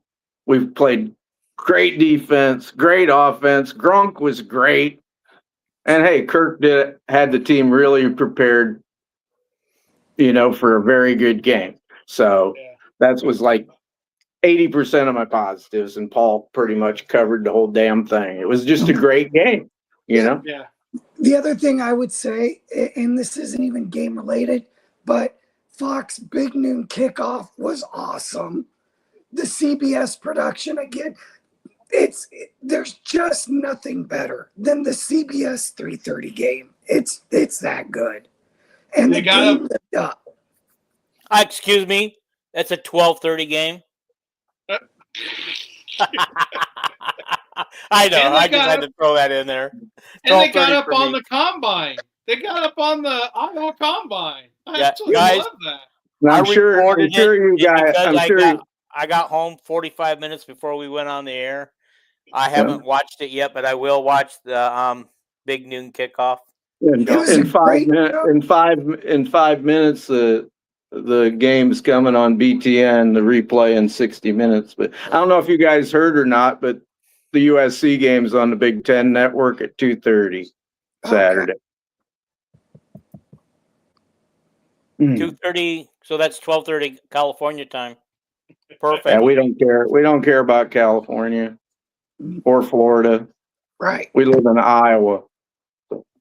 I'm just joking. Okay. All right. Vandy wants to know, Calvin, specifically from you, why is it Iowa not recruiting the Cedar Rapids Regis quarterback if Tennessee is offering the kid, and why isn't Iowa? I didn't know that Regis still had a team. There ain't no team. It's called Xavier. That's what I said. I think he meant Xavier. Because when he questioned it last week, earlier this week, he used Xavier as an example. LaSalle and Regis went together, and now they call new school called it Xavier. I don't know. I thought he was talking about Kurt Warner because I wrote Hayden Fry a letter when Kurt Warner was a senior, and I said, please give him the scholarship. And did Hayden Fry say thank you, but I'll pick my own quarterback? He replied. He replied that I will turn that over to Del Miller, or whoever the recruiting coordinator was. Might have been Frank Verducci. I don't know. And he said, we sure appreciate your interest in the program and everything. But yeah, I gotta love Mike's comment. 3:30, 12:30. You're both wrong. It's 2:30. There you go. I said 2:30. I said 2:30. So. Okay. Lucas Hook says we need a new long snapper. He has been a big issue this year. Lucas, you must have come on the show late because he's been taking a beating most of the show. And special teams taking a beating. Blocking on special teams. What'd he say? Well, no, he asked you, Kelvin, the question, but I mean, the kid doesn't want to go to an Iowa school, is what I was told. Yeah, like that's why. So he's telling Iowa don't recruit him. Pretty much is saying he doesn't want to stay in the state. He wants to get out. Okay. That's why Iowa State, I don't believe, offered him either. Anyway, that's what I was told. Whether that's true, I mean, I haven't talked to the kid. The kid's amazing, though. I think Xavier won, so Xavier's still going to the next round. Are they in the dome? You missed the news at the beginning. Brewer, the tight end from Norwalk, wherever he's from, Brad, the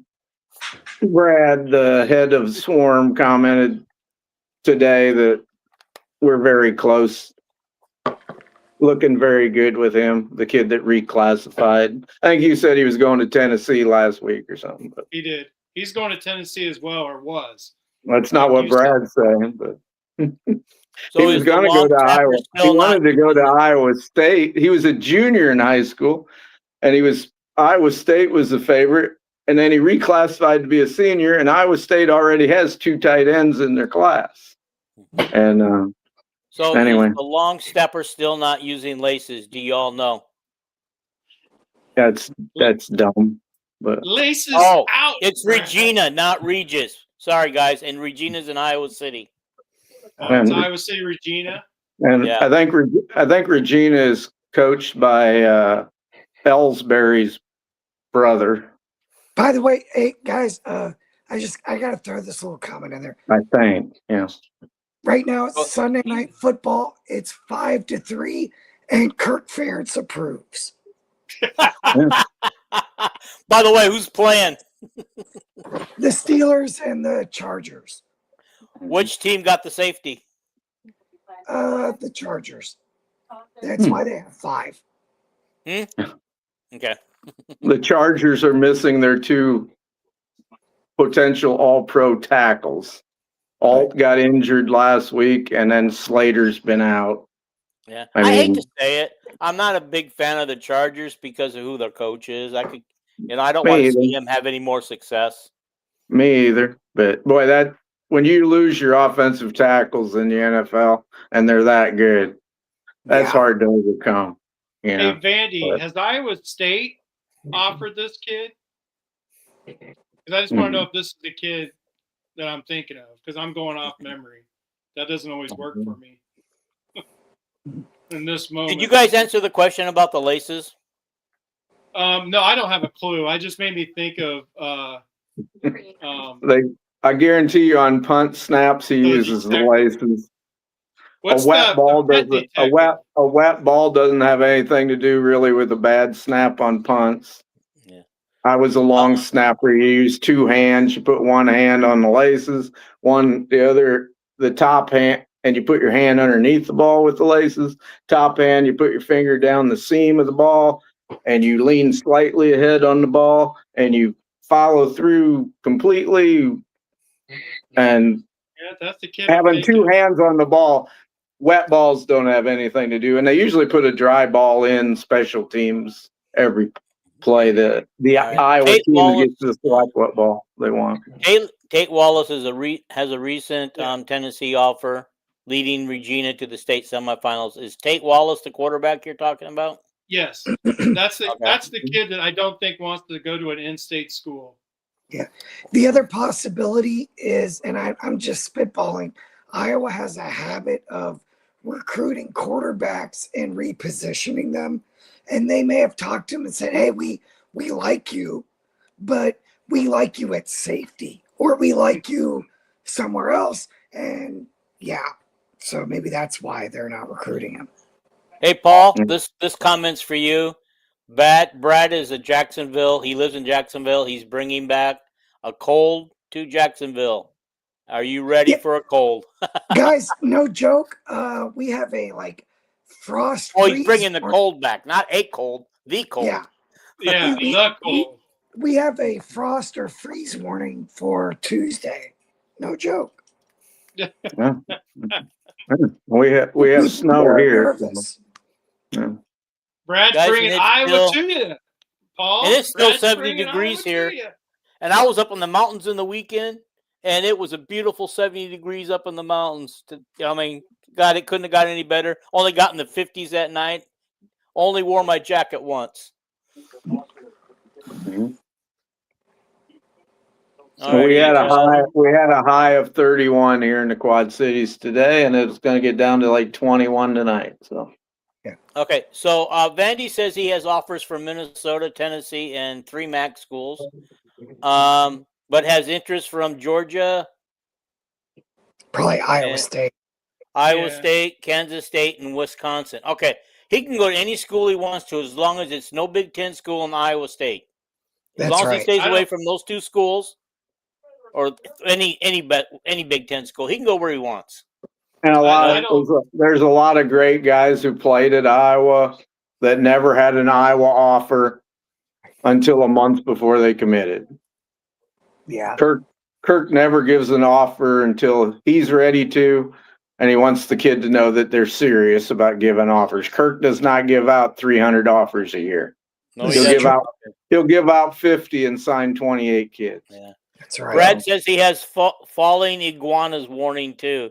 That must be a Florida saying. Is that like cats and dogs? No, it's getting too cold for iguanas. Right. The lizards will start falling. Yeah. They won't die, but yeah.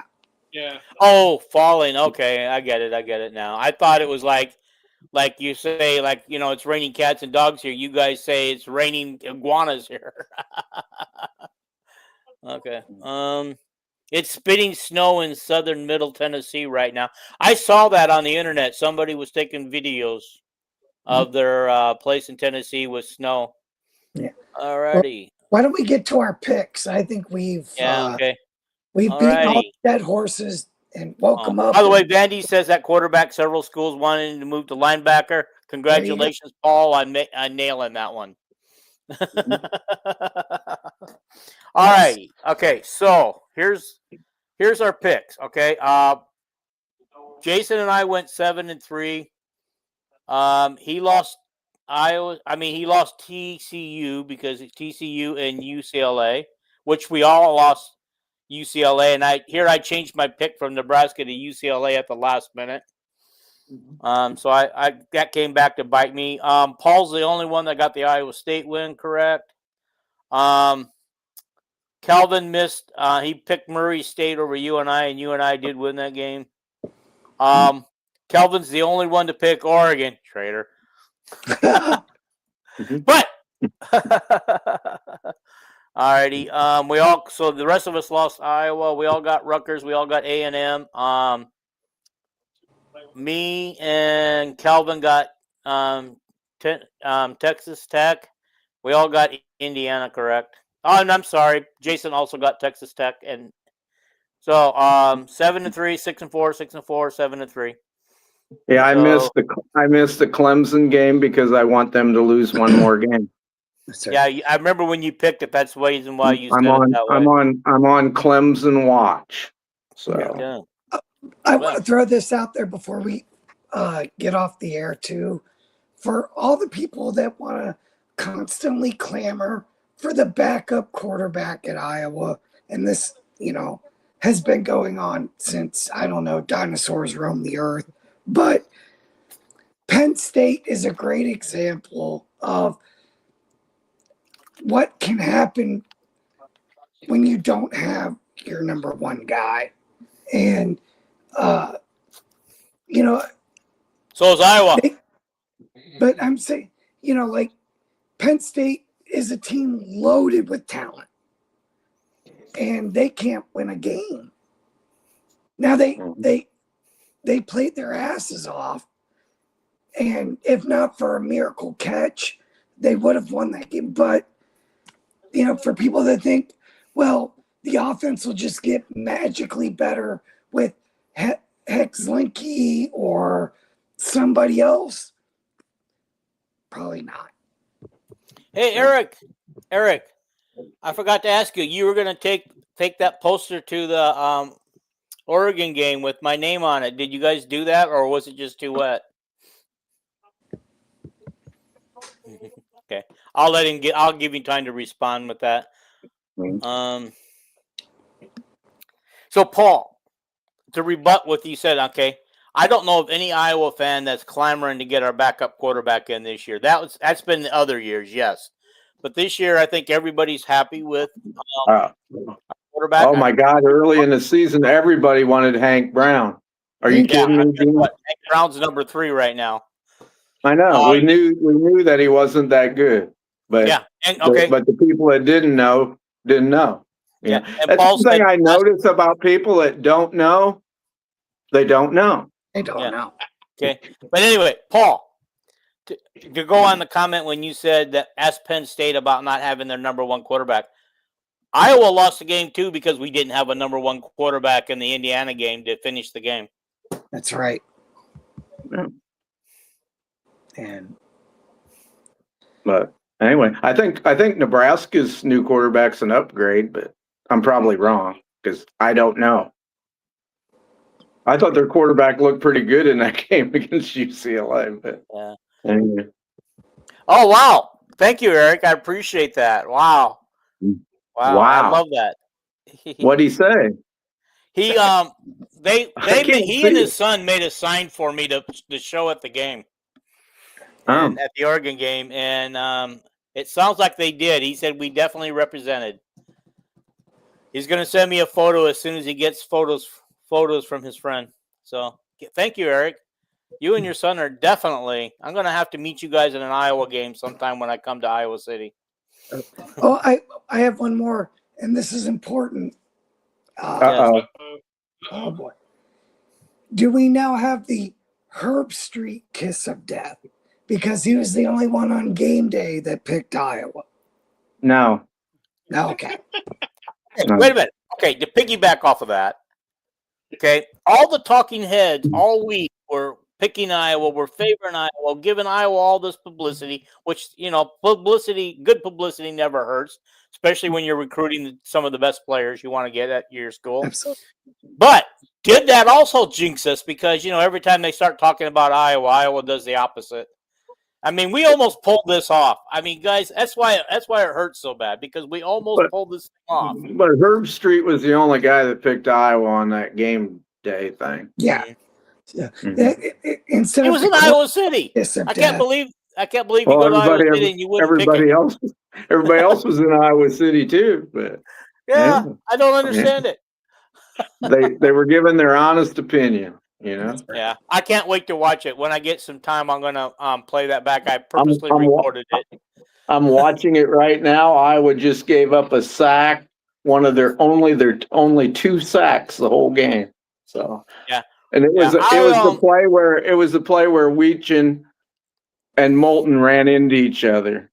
Well, to you be remember fair, that? I mean, we didn't really throw the ball that much. Mm-hmm. So there You want to wasn't know? a ton of stack opportunity. I'm going to give you the stat. I'm going to give you the stats That was on right now. Gronk, Kelvin, though. That was I on the know quarterback. he had it snapped at the wrong time. But hey, and Jason, do you know on the jump pass down on the goal line, that was a play call change that the receivers didn't get the message. Oh, you found out what that was? Vanderzee and Vanami just thought it was they were still in a running play, so they blocked and didn't go out. Yeah, some people were complaining. Oh, they held our guys and wouldn't let them go out. No, our guys just stood there and blocked. Okay. Yeah, they weren't holding. You could see the Iowa receivers were blocking. Yeah. I was curious about that because that came after a timeout. That was the most awful. I thought it was going to be the Tim Tebow jump pass, right? Yeah. The way Gronk was that was the play. Whether it was to Vanami or Vanderzee, I presume Vanderzee, because he was the one on the line of scrimmage and Vanami was backed up just slightly, but I'm not sure. And I think Gronk is like, what the hell? I'm just going to get rid of the ball, you know. But anyway, what do you do? So Gronowski was 10 for 18 for 138 yards, one touchdown passing and 1 touchdown rushing. His passing touchdown would be his second big Power 5 touchdown of the year, or the Big Ten maybe. Maybe it was Big Ten. I can't remember now. All right, that last touchdown was total elation. My gut said that there was too much time on the left, though. I said the same thing when I saw there was 1:51 left. I thought, yeah, that doesn't work. 1-0 you could do about it, except Gronowski on that. It was a big play. Jump pass. It was a big play. It was a big play. You can't help it. Gronowski on that jump pass. I guess he could have took off and ran towards the line of scrimmage and used some clock. You know, guys, does Iowa fall out of the top 25 on Tuesday? No. Brad says no. I already read the polls in the news. Yeah, the only one that counts is the playoff. I was 28th and 29th in the polls, and the computer. The computer. They don't care. I care. All I care about is the CFP college playoff. They'll drop maybe a little bit, but Iowa was 17th and 19th and 18th in the computer polls yet. They didn't move down at all. But okay. No, they're not. Don't be surprised if they stay at 20 because of the other teams that lost. But they'll still be in the college football playoff. They'll be in the top 25. Whether or not they drop down to Washington's spot, at 23, I don't know. Washington's going to drop out. But Iowa's probably going to stay in that same area because other teams lost to bad teams. Like Washington's loss to Wisconsin is going to really hurt Washington.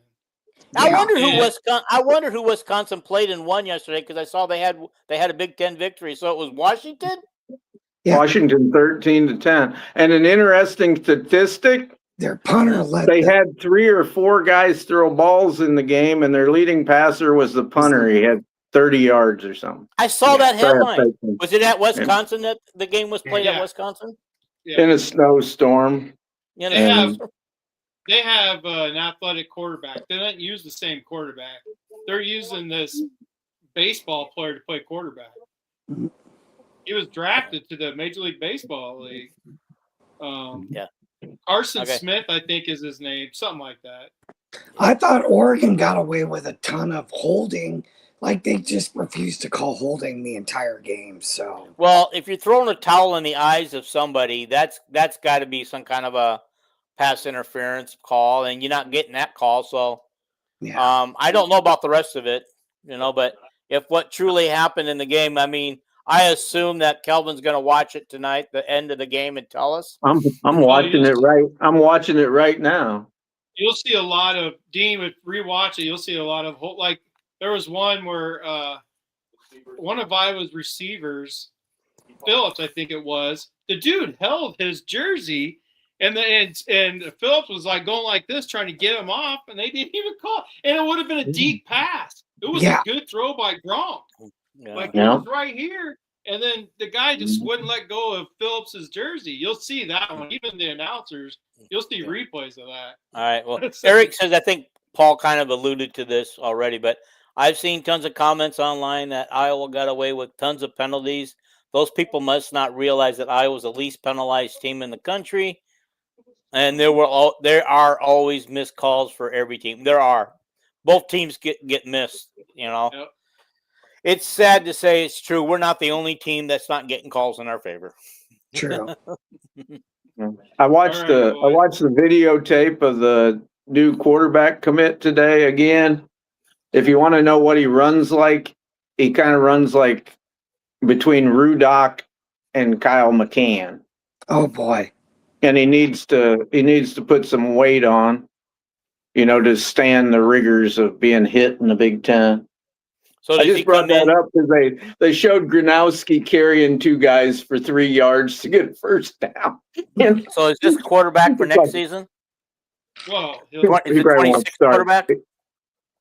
Yeah, he's going to be here next year. I don't know if he'll play as a true freshman, but I'm going to guess he redshirts a year because I don't know.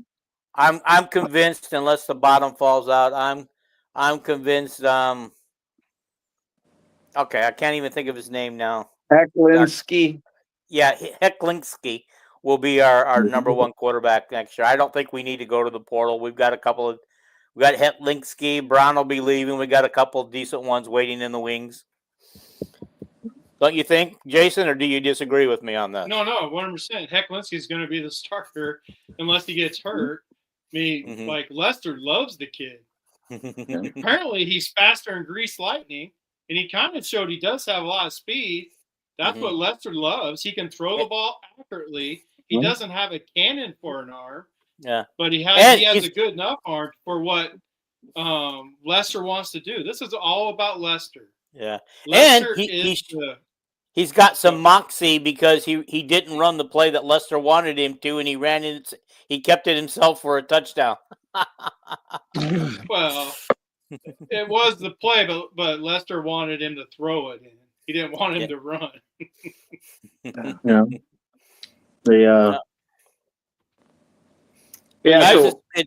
a good show. It's not our typical after football show where we do a lot of positives and negatives, but I kind of like the way it flowed. We just kind of debated about the things that took place in the game, because most of the people who are watching this right now, we don't have to go in and rehash the whole game because they know what happened. They saw it. They watched it, and I think it's just fun to talk about it and give our opinions about it. And look, we didn't get on each other's nerves for disagreeing and calling each other stupid or idiots or anything like that. Did we ever do that? I did what I always do. There was a time. Well, I don't think we've ever called each other stupid. I just give we've not done that.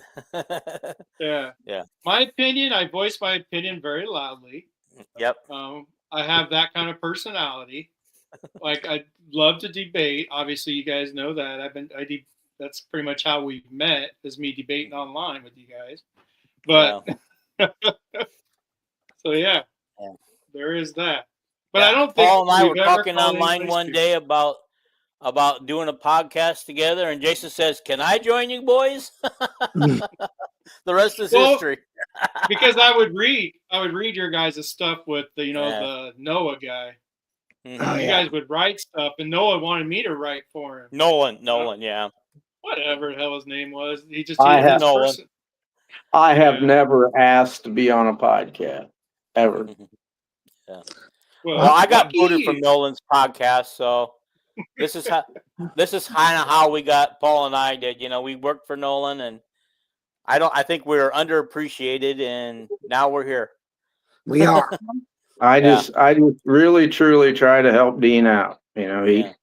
He asked me to come on and explain why Lester was a good hire. I was the only guy in the world that thought he was, and that's how it all started. Good hire. Good We job. had 400. We had 400 and something views that night. Yeah. They must have. People tuned in to probably to say, "Who the hell's this crazy guy that thinks Lester's a good hire?" So What it was because we just hired Lester, and everybody wanted to see if we knew what we were talking about. So, I went back. But I believe went I back opened and up the watched. show that I think I opened up the show saying that I wasn't in favor of the Lester hire, but Kelvin's going to tell us why he is a good hire. yeah. And I watched that show maybe 6 months ago. I found it and I thought, still not much in there would I have changed what I said. You know, Amen. they have somebody said, well, you don't know what you don't know. But anyway, Yeah. somebody on there said, Owen, well, thank you for watching the show. Who's gonna be the wide receiver coach? And I said, well, I hear Budmeyer.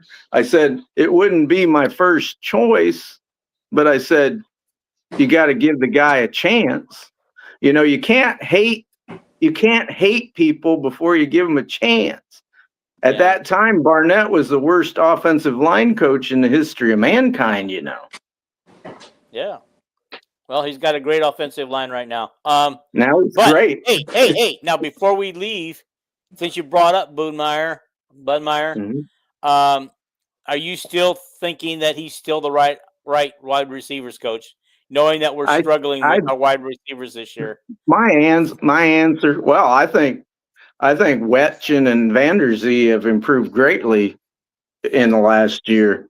As far as that goes, Wetchen was a terrible wide receiver. Couldn't run the right pattern, end up in the wrong place. And Wetchen has impressed me, you know, catching the ball after he got through his first couple games this year. You know, I go by what is on the field, and I'm not big. To me, the jury's out on Lester and Budmeyer. They've only been coaching for 1 year at Iowa. You know, I judge people on what they do when they get their guys here, you know, and the results on the field. I'm optimistic about Lester, you know, but I don't have anything bad to say about Budmeyer yet because I don't have any reason to, you know. That's right. Oh yeah. Eric just sent me a picture. It looks like his son got a lot of gear here, and it's all autographed. He's got a lot of autographs. So where did you find? Where's the right place to get autographs from people? Because I want to get some pictures and some autographs of the guys at the USC game. There you go. Where you hang out to get those? Yeah. And Well, Owen Tyler, thank you, man, for watching the show. I know we're at the end, but please go back and watch the beginning. Remember, the 2015 team was there. Remember? Oh Yep. Yeah. So Yep, and their safety was the honorary captain. Look at this. Lomax. I should show this guys to you. There's a pair of Hawkeye receiving gloves on here in this picture. If I can get this in here right. Those are from Owen. I mean, those are from Gil. Sam Phillips, I mean. Oh, there you Gave go. them to his son. Yeah. sweet. I don't know Alrighty, if Seth Anderson was hurt, but he didn't play Mm-hmm. Saturday. Yeah. The PFF scores and the number of snaps came out today. And, you know, the defensive line was god awful. I mean, scores in the 50s because they got, you know, not much good happened. The linebackers scored pretty good, which kind of surprised me, but I'm no expert. And Well, I mean, think about the game. The defensive line went 5-on-4. True. It was 5 Oregon offensive linemen against 4 defensive lines. That's the way it is every game. We only had 6 guys in the box. They had 7 guys to block. We didn't ever, even the guys at halftime were saying that he thinks Parker needs to bring a 7th guy into the box. Most teams bring 8. Hell, we wouldn't even bring in 7. That's why Oregon was able to run. We allowed them to run. I'm watching the game now, and this Oregon running back, number 6. He's a true freshman, 3-star. He came in. He just ran up the middle, and he just gave Nwampa a little juke, and whoop, he gone. I mean, he's like a human joystick. He's like 5'11", 215 pounds. Was that their And touchdown run? It's like everybody says, well, how does Oregon do that? Well, they have so many yards after non-contact. I mean, their guys are so fast, so twitchy. You go try tackling them. You know, Yeah. I'm watching another play. Same guy. Guy runs right around Llewellyn, who's a pretty good athlete, right?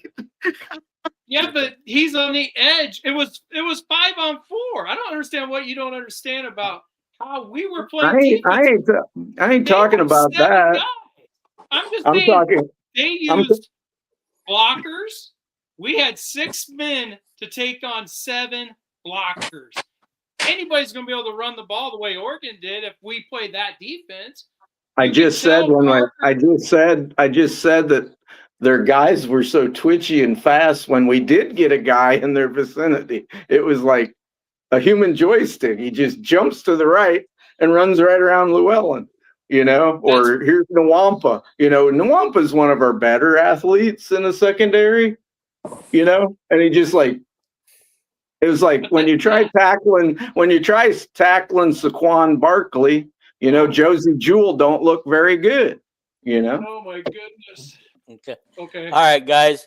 Hey, on that That's note, why they lead the nation in rushing, Jason. Yeah. Okay. On that note, let's leave it there. Let's get out of here. It's not why, but okay. Tuesday we'll be back. Talent has nothing to do with it. All righty. Tuesday we will be back with our USC preview episode. In between that, I think Monday I will be doing both a women's and a men's basketball from their last game. I will do that and just talk about that, and then wrestling. My wrestling partner has got busy. He's not able to do wrestling partner with me anymore. So anybody wants to be a wrestling guy, guru, hit me up. And also I'm not sure about Molly joining me right now. She's some things going on in her life right now. I'm hoping that she will be back sooner than later. So I don't know when Molly's going to be joining me again, but I hope soon. And we don't want to forget that, good golly, Miss Molly made her come back to Carver Hawkeye Arena and watched her team get throttled today. But I'm wearing this shirt in honor of Molly Davis being at the show today or the game today, and her coach. And you know, the thing is, she looks so much different without her headband. I put her interview up. I put her interview up on Molly at the game. I really tried, guys. You guys have no idea how hard I tried to get Molly Davis on here for an interview before the game. I put her interview up on you guys' sites today. Thank you. Where they interviewed her for 5-10 minutes about her experience at Iowa and what she's doing now. Who interviewed her? I don't know if it was On 3 or whether it was Hawk Central. Yeah, see, this is what makes me mad. I've been bugging her for a month to do this, and somebody like Hawk Central, or On 3 comes a calling. Oh, sure, I'll give you a couple of minutes. Well, they didn't. They interviewed her in the after game press conferences. They did? Oh, okay. I'm sure they gave her a standing ovation at the game, and I'm sure that Evansville said, "Sure, go." Yeah, and I'm sure Big 10 Plus and Big 10 Plus channel, I'm sure, did not cover it because I was watching the game, and so they went dark at the end of the first quarter, so they didn't show us that. Gotcha. You know, I mean, you're gonna have to get a media pass and go shoot some questions. You got to go, Dean. You're gonna have to get your butt out of California and go. Yeah. I don't understand. I've been trying to get Halle Berry on here. She doesn't reply. I don't think she likes Dean. Can I tell you a little secret? Uh-oh. You're gonna have to start your own channel if you want to interview Halle Berry, because I'm not a fan of the actress. So I've never seen her in a movie. I don't know. She All was. right. Good night, everybody. good Yeah. night, Paul. Yeah. And on See you that- guys. See you guys Monday and Tuesday. Let's get out of here on that note and bye. Go